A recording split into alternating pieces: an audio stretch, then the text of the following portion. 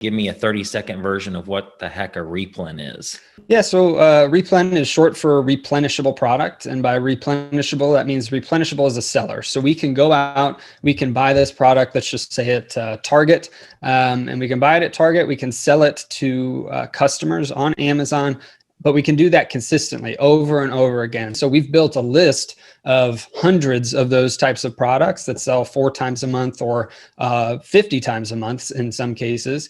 And we go out and have shoppers that buy those products from the store shelves full price, and then we sell them to customers on Amazon. Welcome to Streams of Income with self-help author Ryan Rieger. For the next hour, you'll hear proven methods for how to live the multiple income streams dream. Ryan is passionate about helping others discover their gifts and start their own business. He's published 5 books, and his courses and group coaching programs have changed the lives of thousands of students all over the world. Hey guys, welcome back to the Streams of Income radio show. I'm your host, Ryan Rieger. Today we're chatting with my good friend, Jimmy Smith. He's been on a few times before, and he and his wife, Brittany, last year did $1.5 million on Amazon. Amazing. And so in this episode, we're talking about replens and 2021, what he thinks is going to be happening this year, the forecast for his business, how they outsourced, how they got to where they are. This episode is just chock full of all kinds of awesome tips. So even if you're just starting out, you're wondering what in the world is this business when we say replens, or if you're at that level where you know what that is, but you're ready to scale higher, this episode is for you because there's lots of awesome little knowledge bombs that Jimmy drops. So here is my interview with Jimmy. Welcome back, sir. How are you? I'm good, Ryan. I'm excited to be here. Thanks for having me on. Tell me about your 2020. 2020, like for everybody, was crazy, especially from a business side of things with e-commerce sales. I mean, we saw, I think I heard it was like a 5-year leap of where e-commerce sales are now versus where they were expected to go, just because of everything with the lockdowns and so many new buyers online. So our sales went up. You know, obviously we do replenishable products, so we're able to just buy stuff off the shelves and sell them, you know, at 2 or 3 times the price, because we'll do bundles or multiples of that same item. And so those were the things that people needed to buy and couldn't get out in stores to buy themselves. And especially in certain areas, they really weren't allowed to go out. So our business in May, I believe, hit our highest month ever, and we were at like 194. Which for us, $194, $194,000. Yeah, exactly, which is crazy to think about those numbers. From there, it went back down closer to normal. I mean, we're still up a little bit. We typically hit around $115,000 a month. And so by the end of the year, just on Amazon, we did over $1.5 million. Wow. And so it was a crazy good year. It's a profitable year too. And yeah, I think we've actually added 20 private label products and wholesale accounts and stuff like that too. So we've done a lot of things in addition to replens.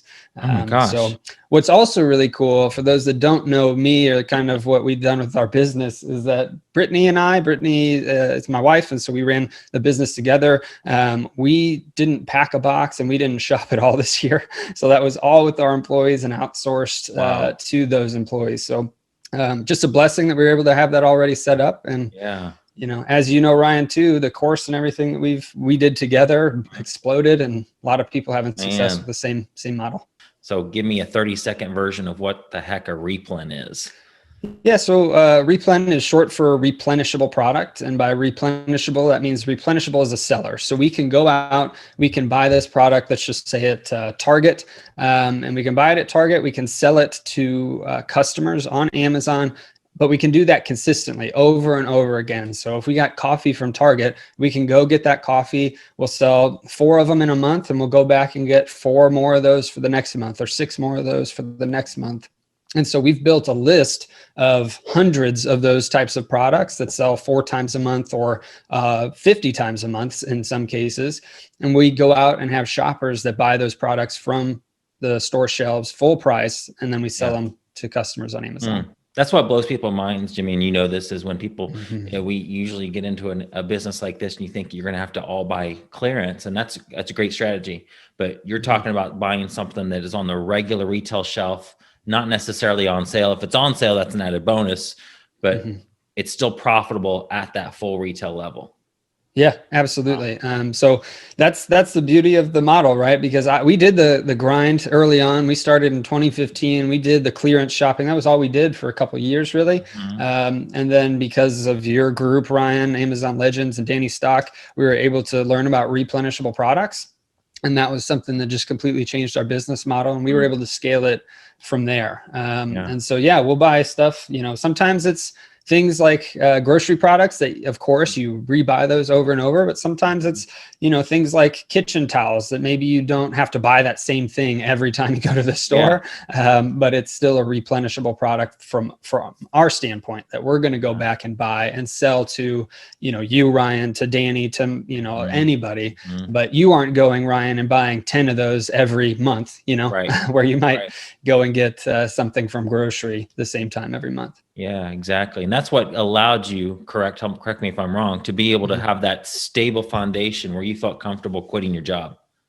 Absolutely. Yeah. That's once we got to a certain point where we were making about half of my annual salary, that's when I quit my job, and we went and did that consistently and just blew it up from there. We started adding employees and obviously put way more time into it. And the replenishable products has made that sustainable. 2020 was a rough year for folks, yet the people that we know in our communities, some of them, like Jimmy and Brittany, had their best years ever in the midst of a time when the rest of the world was going through some crazy, very depressing, financially hard times.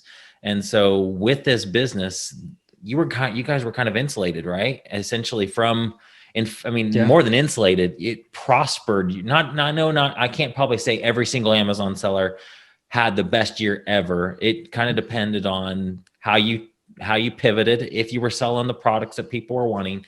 But a lot of people in our communities prospered during a time when everybody else was kind of struggling, correct? Absolutely. Which, it's kind of a weird thing to be like, yeah, we had a great year business wise and financially, unfortunately with everything that happened, but it still is what was proven this year to me is that Amazon, when things get rough, will support the sellers that are providing the things that people need. And with replenishable products, we are doing that. And we were doing that throughout the year. We were giving people access to products that they couldn't go out of their homes to get, and that Amazon didn't have access to in a lot of cases either. So we were providing a true service, a true definition of what a business should be through our replenishable products. Yes, some Amazon sellers got hurt, because they sold clothing and shoes, or they sold things that weren't essential. But that's where at least having a piece of your business, if you are doing arbitrage with other methods, having a piece of your business in replenishable products, it does insulate your business a little bit more from really what we saw last year, which were economic changes, social changes, everything in the country and in the world, really. Yeah. Cool. You guys would you say that groceries are one of the key categories that we saw people doing really well with? Yeah, absolutely. Most people start with groceries because it's the lowest hanging fruit. Yeah. You have to get ungated in that. And, in the course and stuff and the Facebook group, we've got resources for how to do that. And I'm sure you could ask questions, in the communities, depending on where you're at, to learn how to get ungated. But yeah, groceries is a huge category for new sellers. Our business is about 25% groceries, I believe, 25 to 30. And then we obviously sell multiple other categories too. Yeah. Awesome.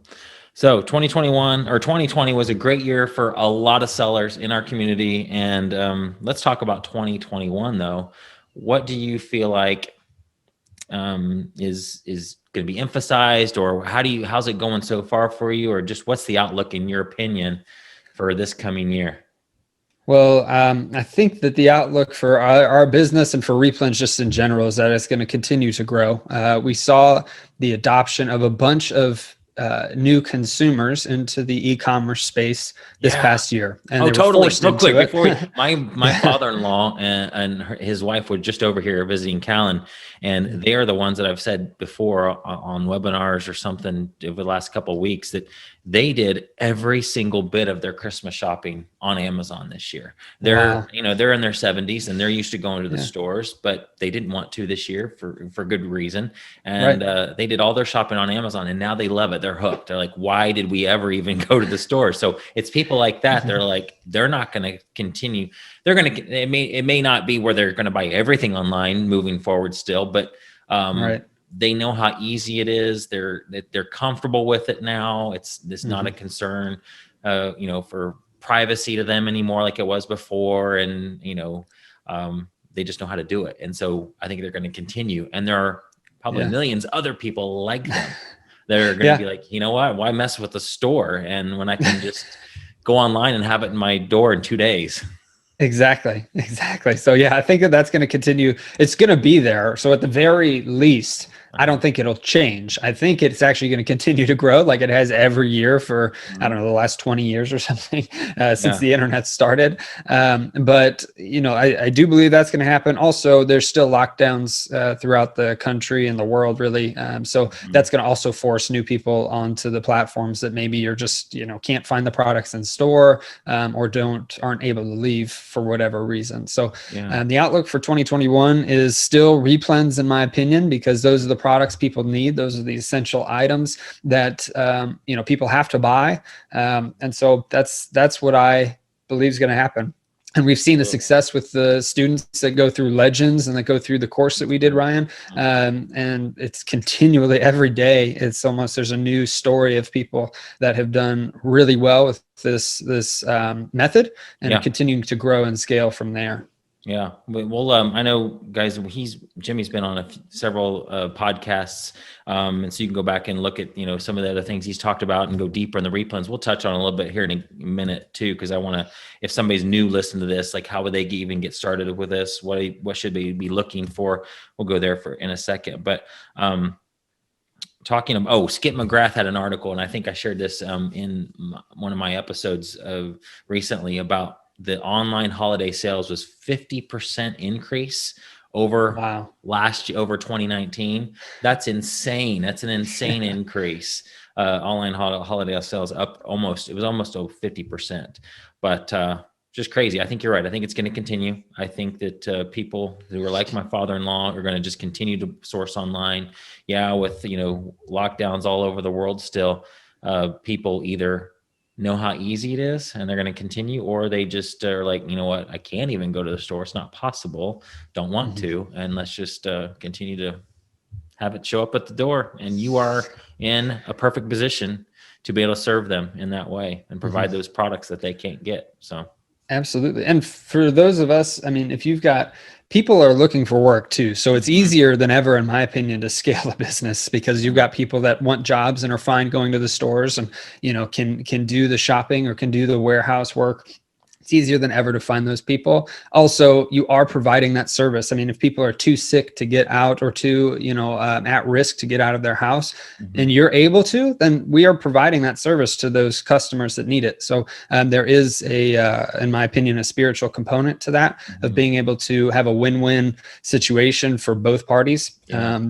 And I think that's, if you can do it and you're looking for something to do to make money, then it's almost, a responsibility to be able to do that of yours to provide those things. So, and continue to grow the e-commerce platforms that you can sell on. So, and you asked me another outlook for 2021. We actually don't sell on Walmart. I do believe, I know you've done a Walmart course, right, Ryan? With some Ryan people in Legends. We're getting ready to, to do more. Yeah. So I believe Walmart is going to continue to just skyrocket. So that would be my other, prediction that most people would also agree with, I think. Yeah. You guys going to try to get on Walmart this year? We might. We had an account at one point a few years ago, but when it was brand new, I wish we'd have done something with it, and then we never did. We decided, I think that was when the course came about, and so I got involved with everything, helping people. But yeah, we do have an account opened, and I believe we are going to start selling on there more. So yeah, cool. Well, you guys will, I'm sure, do well there. Let's talk about if somebody's just just getting started, and we'll talk about outsourcing here in a minute for some of you guys that are more experienced, that have that want to get to where they are, and we'll talk about how they did that. But if somebody's listening to this and like, okay, I know what replans are, I'm maybe dabbling around with clearance stuff. I know we have a whole course on it, and we'll put a link in the show notes how you guys can get the course that Jimmy and I put together. It's it's all Jimmy's content. I just was blessed enough to know him to say, hey, let's do this. Give him, I maybe just give him a little boost of confidence to make it happen. But other than that, it's all his. But what would you suggest somebody start doing to begin thinking about replans? When you walk into a store, most people will start to gravitate to clearance, but instead of that, where would you point somebody to start going down this road and thinking about it? Or if they're doing it online too? Yeah, I mean, if they're brand new, let's say they haven't gotten ungated in grocery or anything yet, I would look in home and kitchen. That's usually the more lower hanging fruit outside of groceries. If you've done the work and gotten ungated, then I would go there first.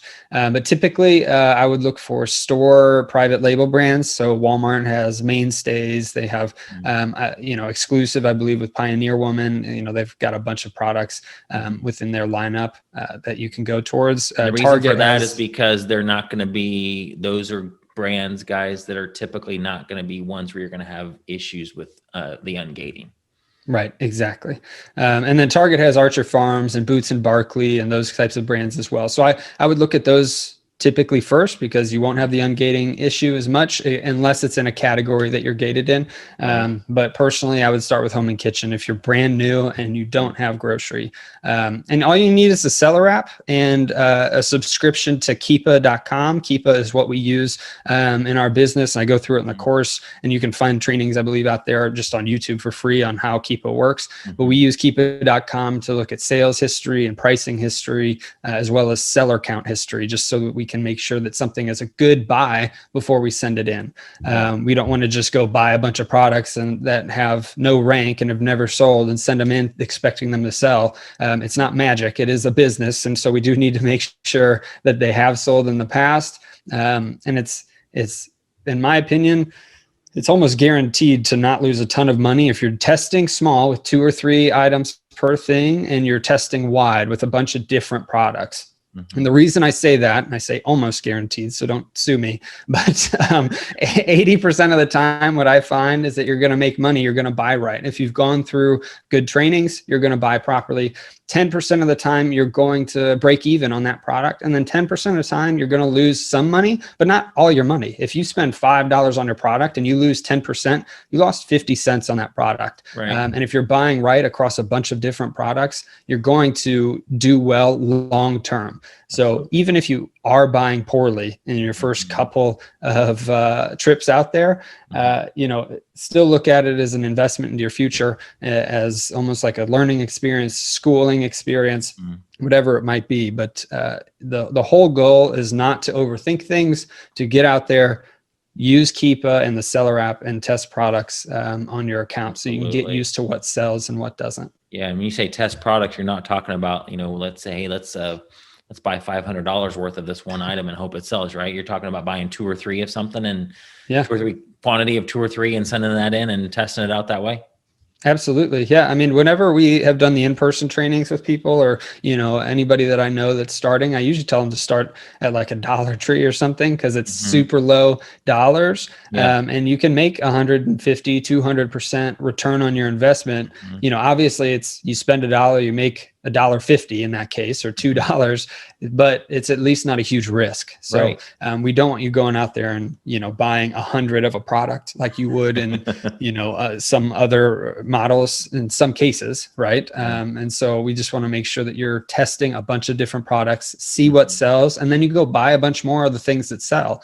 And then the ones that might not be selling, you can recall them. If they're grocery, you can eat them, or if they're, or donate them. And if they're something that you can lower the price and get out of and lose 10 cents, 50 cents on it, then that can be worth it if they aren't selling. Yeah. Businesses lose money all the time. You go to, see these clearance sales, 90% off. Well, most likely they're probably losing money on that, but they're just trying to make that and at least get something back so that they can reinvest it into other products and or clear shelf space for other things. So exactly.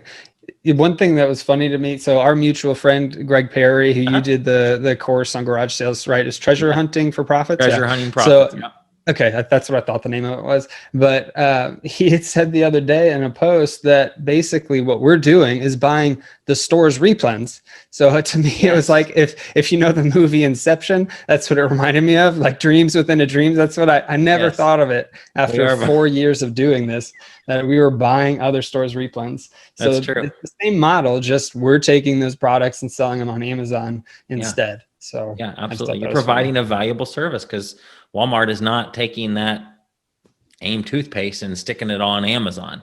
They could, I guess, and make some money. Yeah, but we were saying, I love what you're saying. But so Greg said you're buying the store's replens. That's true. That's really. That's their whole model. That's exactly what they do. And then the ones that don't sell, they put on clearance shelf and get rid of them. Oh my gosh, I never thought about that either, but it's so true. Yeah, exactly. Oh my gosh. Other times we've chatted too, and so I just trying to think of some of the things that I hear people say, and I literally was on a phone call 2 days ago with somebody that feels like they're not good at this process, and I told them it's a big part of it's just confidence. That once you go to Dollar Tree and you make that first sale, that's going to give you a boost of confidence. Okay, this works. I know I see people do it. I see people make money, but it worked for me. Yay. Okay, that gives you a little boost of confidence to keep going. But he said he went out to the store and came home with an empty cart. What would you say to people who feel that, that happens to them a lot, and they know this works because they're in groups with us, and they see the successful people like you that have quit their job with this strategy, but they're having that struggle? Yeah, that's always a tough one. I would say that I've done the same thing, where I've gone out and I haven't found anything. And so I actually remember it too, because it was a category that Danny Stock said was really good for him. And I went out there, I didn't find anything.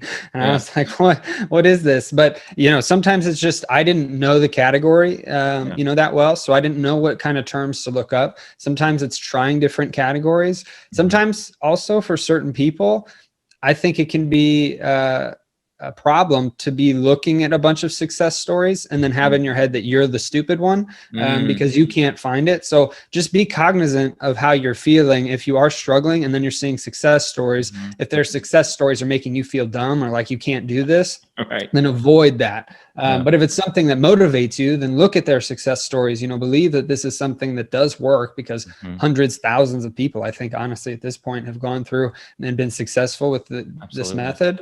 So just take that as a learning experience, chalk it up to, just you're learning the process. Depending on how long they've been out doing this, isn't there a book about 10,000 hours? You need to spend 10,000 hours to be an expert. I don't think that's true with this business, honestly. Right. But you definitely need to spend more than 10, trying to be successful at this. So take it as an investment in your business, and just understand that it might take a little bit of time, and try learning and getting content from the groups.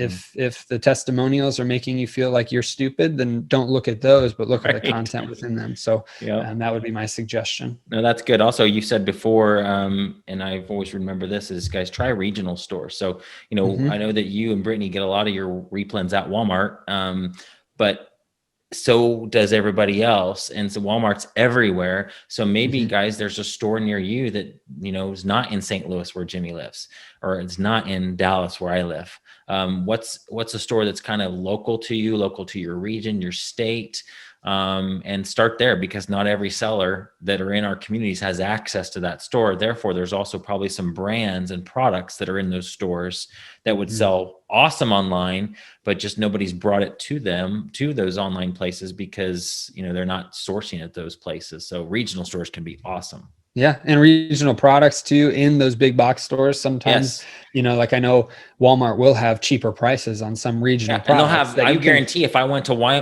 Walmart 2 miles down the road and you went to your Walmart 2 miles down the road, we'd find things in both of those. We could probably both go in the salsa section for sure. I guarantee the salsa section, because I'm in Texas. I'll have salsas on my shelf that you won't have in Missouri. Absolutely. And you probably have a section of grocery that you would point to, do you guys have this? And I wouldn't have it. Right. Yeah. And, honestly, the reason too, and I'm not trying to promote this because we can't do in person right now, but the reason the in-person trainings worked that Brittany and I would do and fly other places is because we knew to where the places to look for regional products, or we could walk down a shelf or an aisle and be like, oh, we had never seen this before. Yeah. Even though it's the same exact store and that we go to, we've never seen this before, and we could look those up. So that was, an advantage that we have, but also it means that a lot of people are skipping over those things. And I've used the example, so it's probably bad now, but I've used the example of like water chestnuts, those little cans that are like 99 cents that I don't eat, but I'm sure people do. And well, clearly they do because they buy them on Amazon, but it's those little weird things that I personally don't eat that actually sell really well and can be a great replan on Amazon. Now they might not be anymore, but that was the example I used to use. But those things you're looking for, or Ryan, like you said, in Texas, it's salsas, barbecue sauces, whatever that might be. There's a bunch of stuff in, every region. I've actually, before we did those in-person stuff, I would look up regional products and then this state is what I would usually look That up. is brilliant, guys. That right there probably has made your time and listening to this episode all worth it right there. Regional products for your state. So regional products, Texas, regional products, Missouri. Another tip I'll give you, I don't want to give up this restaurant name because I think I have a friend that has replens under this, but do you guys have a regional restaurant that has products? So one time I'll go ahead and do this one because I know that we've talked about it so many times before, but one time Danny and I were in a Steak and Shake, and you know how they have the fry seasoning salt right on the table. We thought, hey, I wonder if that's selling on Amazon. We looked it up. Sure enough, it was right there, and Steak and Shake sells it. I have no idea if it was profitable or not, but that's an example. Are there regional restaurants? Because we don't have Steak and Shake here anymore, at least not in the Dallas-Fort Worth area. Really? If I I'm really missing that my Steak and Shake fry seasoning salt. Well, I can't find it anywhere. I'm going to have to order it online. So are there regional restaurants that have products like that, especially condiments, in your local stores? Because I guarantee you, I already know ones off the top of my head that we have that are from a local restaurant. And if you don't want to go to the store to get it, use Instacart and have them brought right to your house. So. Absolutely. Man. What's weird, actually, this is a side note, it has nothing to do with it, but Walmart, some of our OA orders from Walmart are delivered by Doordash now, which is weird. Oh, really? Yeah, I have no idea why. We don't ask to buy it from Doordash. They just, I guess they're outsourcing it to Doordash people. Interesting. Yeah, it's funny. I get food from Doordash. Sometimes I get meals from them. Yeah, me I'm too. Lazy.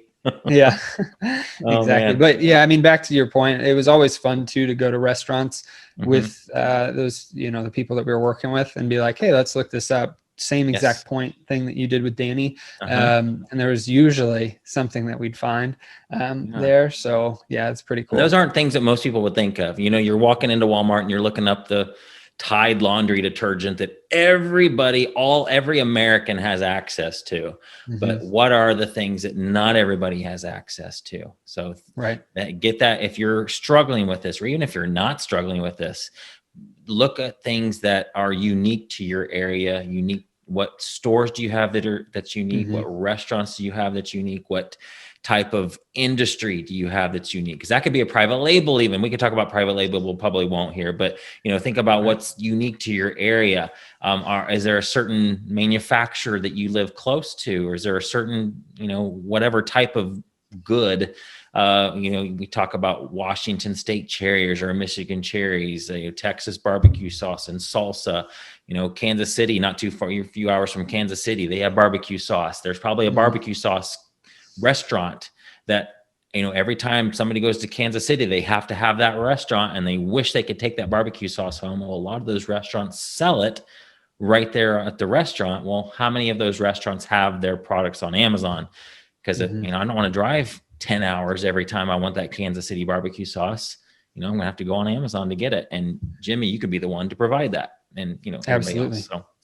Yeah, and you even mentioned Tide. If you are looking up those things, which are fine, I would suggest looking up maybe different scents or variety bundles of those types of things that, if you're scanning UPC barcodes, you're going to get one result and everyone's going to be selling on it, or it's going to be restricted. Whereas if you're looking up, I don't know the different scents, but if you're looking up a scent, it can have a bundle or a variety with it, or it can have like Tide, what what are those dryer sheets with it, with the Tide laundry detergent. You know, you can have those types of bundles. So just be creative of looking for those types of things too, if you're looking with name brand stuff.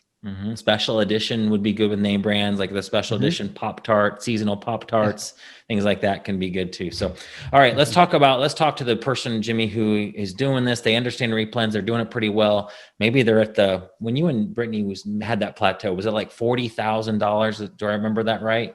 So we had different plateaus, and so that's how I designed the course. So 0 to 10 was our first one, and then 10 to 40 was our next one. I put 10 to 40 because I knew people that plateaued at 40. We technically plateaued at like 25, 27 before we outsourced to people.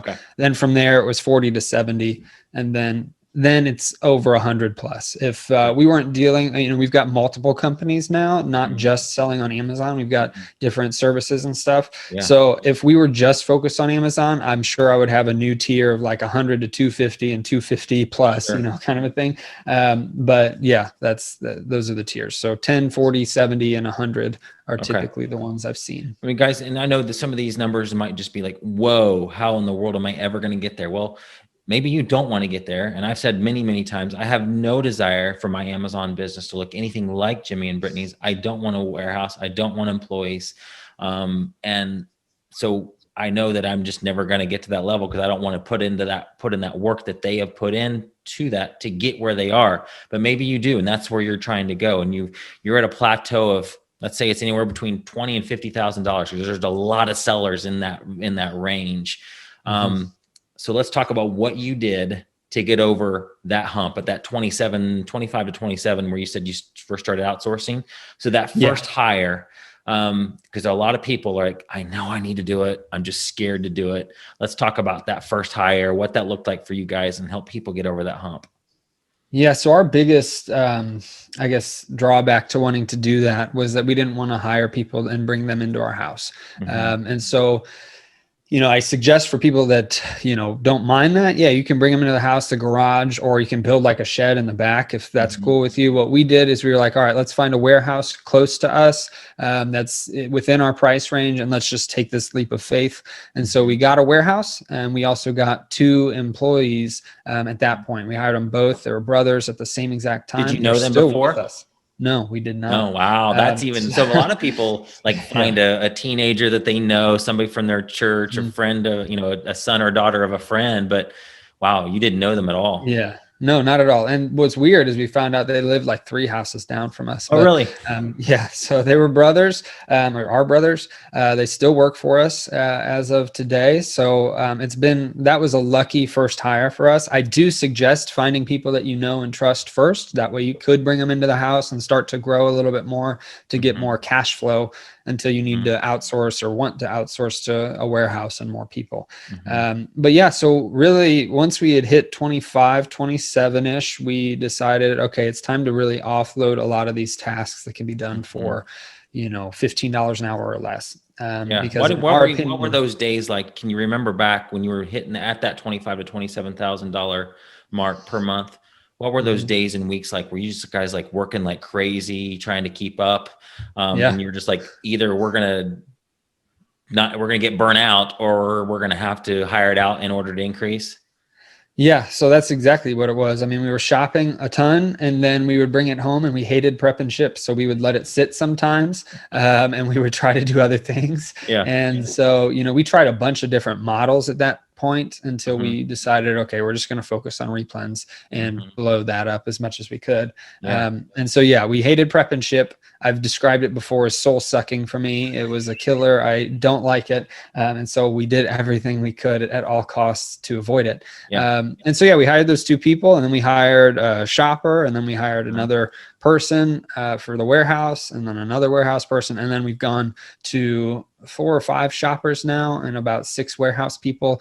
All of them are part-time, except for one we have full-time. And so, you know, we did that not necessarily intentionally, but I kind of like that because it's, you know, we can count on a bunch of people. If one person has to take off, we aren't just counting on that one person to be in. But that was just our choice.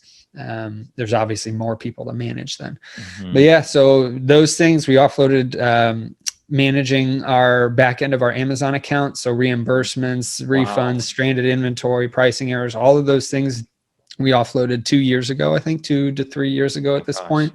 You have a VA for that, right? That's not a person here in the States that does that for you. Correct. Yeah, we use the VA service for that. And so, yeah, that was a huge help with our time. Yeah, I mean, we pretty much just started piece by piece, knocking down each domino to grow. And every time that we hit a plateau, we knew we needed to add another person or something like a software into our business to help outsource that specific. Yeah, you're right. You mentioned in our course, it doesn't have to be a person. It could be a piece of software that saves you a ton of time, allows you to focus on other stuff. So I know Jim talks about that first hire. Some people should make it something that's a revenue generating task, like out shopping for you versus packing and shipping. And you guys do the packing and shipping, but that's because you just hated that so much. And I understand, guys, I don't think there's necessarily a right or wrong on this. It's probably more like what works for you. What did that do for you when those two guys came on your business? Was it just like a huge relief off of your guys' shoulders that allowed you to now we can focus on the fun part of this business, which is outsourcing products? Yeah, absolutely. And I would actually say too, I mean, Jim does say to outsource revenue generating tasks. To us, that was because we were able to go find more products to create more revenue to grow our business. And that the proof is, how it grew from there. So we went from 25, 27 in June of that year to July. We hired those 2 people. We trained them and hit 35. And then in August, the second month, we hit 70. Whoa. So we went easily paid for them. Exactly. So, and that was just me and Brittany shopping at that point in time. We were shopping a lot, but we were more excited to because we didn't have to prep it as much. And we had a formula for how we wanted to train them. So we didn't have to be in the warehouse with them prepping as well. We could do all shopping. And we talk about that in the outsourcing course too. But, that was key, is to making sure that they felt independent and trusted and like they had ability to have some autonomy. Also, we gave them flexible hours, which was nice. Yeah. But, giving them that autonomy, helping them be independent from us is hugely important. If you're outsourcing to anybody or anything, if you're there all the time, well, they're just going to, trust you to fix their problems or trust you to handle the things that they don't want to handle. So make sure that you've got a plan for how to get away from being in that specific activity. Yeah. We went from 27 to 35 to 70. And then from there, it was basically Q4. And so Q4, we hit 100,000, because it was Q4 at the time. We were doing a lot of toys and things like that year. And then the first time we hit 100,000 outside of Q4 was March or April of 2019. And then, from there, a month and a half, 2 months later, I did the presentation at the Legends Conference, and everything from there is kind of grown. We did learn to not rely on one person, like a shopper, because we had one shopper we relied on and she had to leave. Yeah. And so that's when we hired 4 shoppers that were willing to do, 10 hours a week instead of one that was doing 40. So that helped us a ton, actually. Oh my gosh, that's amazing. So you weren't hardly shopped at all last year because of those people that you had in your business. I know a lot of people that listening to this, they do have somebody helping them with the prep and ship. Let's talk really quickly about the shopping side of it. So, how did you hire those shoppers, and how does somebody listen to this? Like, gosh, okay, I got a teenager into working my business. They're out in their garage on the weekends helping me out, a neighbor kid helping me out, but I would love to be able to hire out the shopping piece of it. What's that process look like? Yeah, so I would start with somebody that if you can. So our first shopper was somebody that we knew, and then our second one, the one that we relied on the most, that ended up having to move on to other things, she was a referral from our friend. So that helped. Then when we had to hire the mass amount of shoppers, we went to people we didn't know at all. And so our process would be a Facebook post to try to find people at least that are acquaintances of ours. Then the second thing, and the thing that helped us the most for our warehouse and our shoppers, was using the Nextdoor app. So I think it's one word, Nextdoor. Yeah. But the Nextdoor app was huge for us. And we did a string of like 10 interviews at a Panera Bread at the time for figuring out who we wanted. And we wanted 4 or 5 shoppers. We got 6, and then 1 or 2 of them didn't work out because we have a training period. And we went from there. Were they making decisions for you, or just buying replens, or both? Just buying replens. So just strictly shopping off of a shopping list. Yep. We have one person, the original shopper hire of ours. That's our friend. She still works for us. She makes some decisions and makes buy lists for them. And then we also trained another, I think it's a cousin of Brittany's that, or cousin-in-law of Brittany's, I guess, that also makes buying decisions for us now too. That's incredible. Yeah. So what happens if you and Brittany just said, you know what, I am done with this Amazon business. We need to take not done forever. Let's say you want to take a month-long break. What would happen to your business if you just like completely checked out? Maybe you need to let them know you're going to check out, but could your business run if you guys were just completely out of pocket on some stranded island with no internet access for a month? Yeah, it could run for sure. Wow. There would be less checks and balances because, Brittany will still review the buy lists and stuff that our people, our main person does. But yeah, it would still run without it. We would just have to probably tell her to, hey, don't buy a ton of this one product, just buy small amounts of everything. But yeah. That's incredible. Well, guys, I know a lot of people want to get to that level, and you really can. And don't be, if you're the type of person that gets, like you feel like you're the loser when you see people like Jimmy and Brittany, they're just blowing it up on Amazon, doing $1.5 million last year. Realize that most people aren't at that level. It's definitely doable. You can get there. You can scale your business just like, they have. But some people listen to this, like don't have a desire to, don't have just, they're happy making a couple $1,000s extra a month. That's totally doable too. And that's easy to do with this business. Even if you're listening to this and you've never sourced a product in your life, you can get to that level fairly quickly. Just put in place the things that we teach. So, hey, Ryan Rieger here. If you're looking for proven real strategies for making money online, then grab my book, Streams of Income. In it, I detail the 3 main ways to make money online. And these are strategies that students of mine all over the world are using to make real money. And the best part is these are strategies that you can get started with $0 and 0 experience. So if you'd like a free copy of my book, Streams of Income, check out the link in the description below.